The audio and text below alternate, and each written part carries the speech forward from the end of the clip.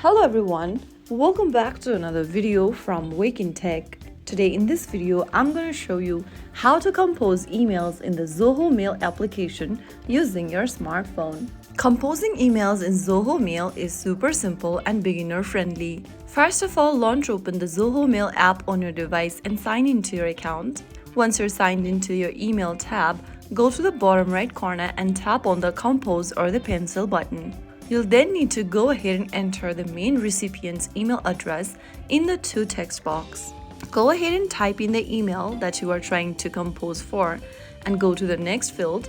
And in the CC section, you can send a copy to someone else by tapping on the human icon and selecting a different contact. This is an optional, so you can go ahead and skip that as well. And now, go to the subject field and write a clear and concise subject line. After you do that, go to the next field and now you need to compose your message. Type your email in the body area. You can go ahead and enter your email in the text box. And then once you are done, you can also attach files, which is an optional, by tapping on the paperclip icon at the bottom. Select the file from your device to include, and then you can attach documents, image, PDFs, or any supported files. And finally, after you are done with your email, go to the top right corner and tap the arrow button.